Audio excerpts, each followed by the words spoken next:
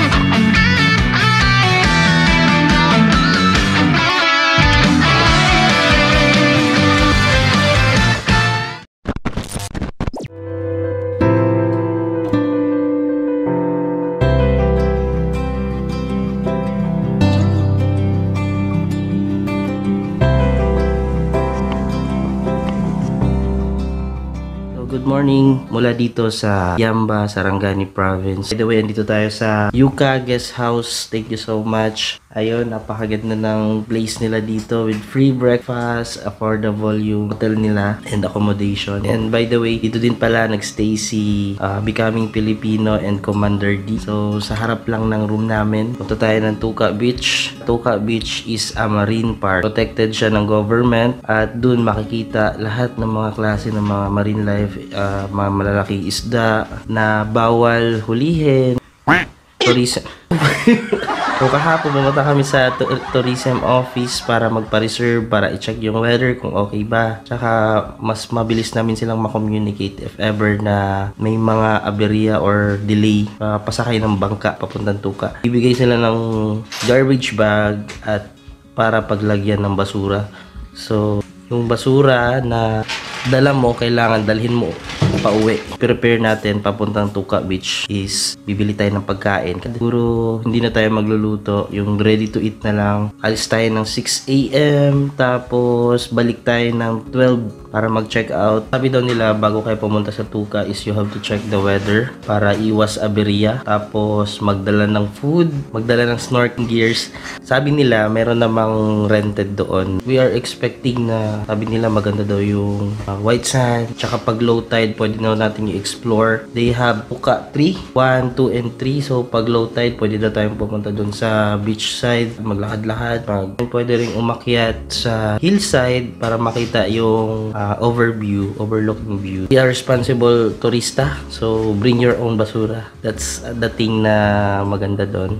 And walang signal, so we are connecting with the nature, kaya signal doon, so walang gagamit ng mga mobile phone. Hindi natin magagamit yung mga mobile phone natin. So guys, kita-kits tayo, tara.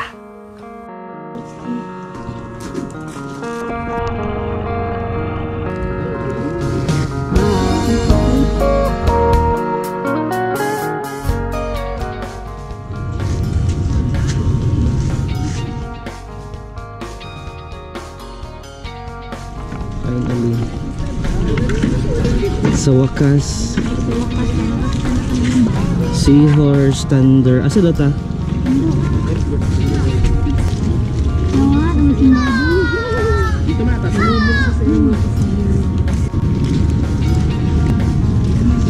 Maputol yan. Happy na, happy? Happy na.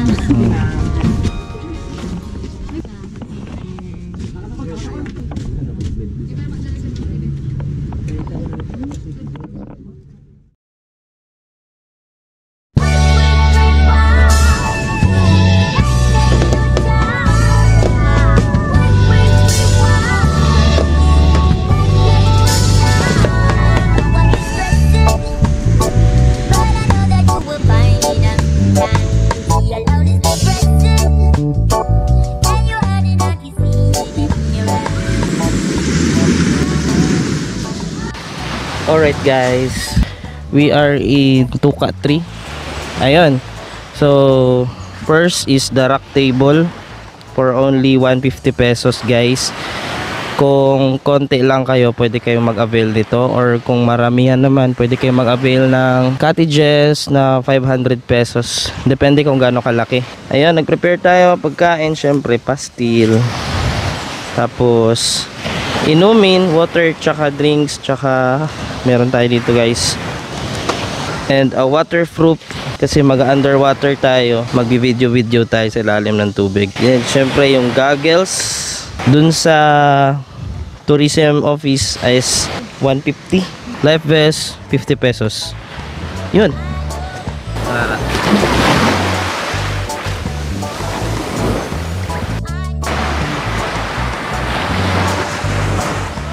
Mga houses dati ngayon is closed pa.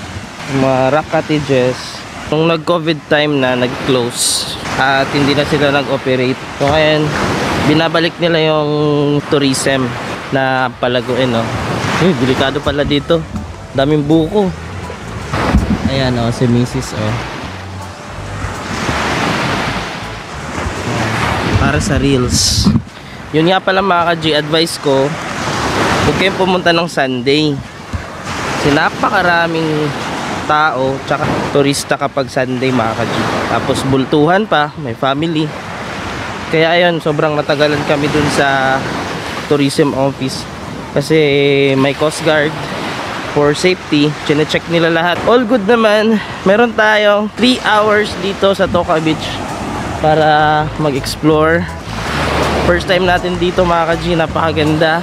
Isa din to sa pinuntahan ng mga vloggers tsaka motovloggers guys. Yung lugar na to, napaka-solid. Yung bahay ni Manny Pacquiao, ayan.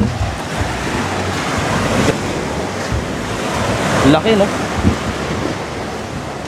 Kaso lang close sila ngayon and hindi na sila nag-operate. Yung steps na papunta sa taas guys. Alright guys, let's go. Ganda, oh. Grabe. Ganito pala yung mga properties ni Senator Manny Pacquiao guys. Napaka-solid. Dapat paspas atong kuan. Ayaw! Matagwa! Ang chanila!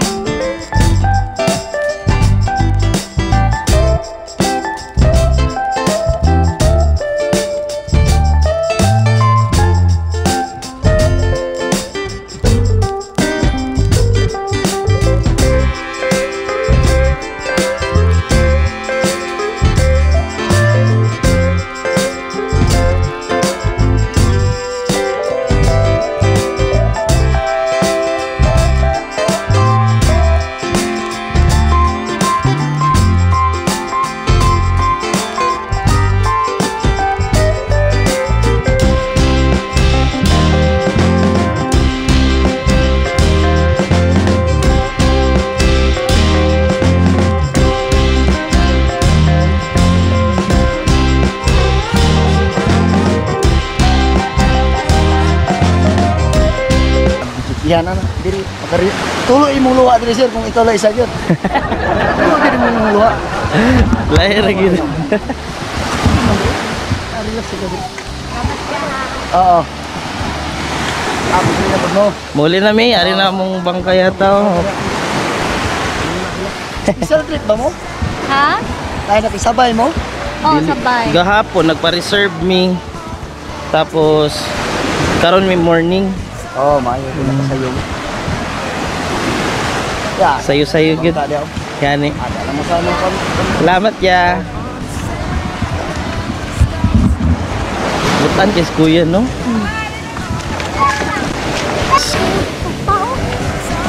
Kapoy.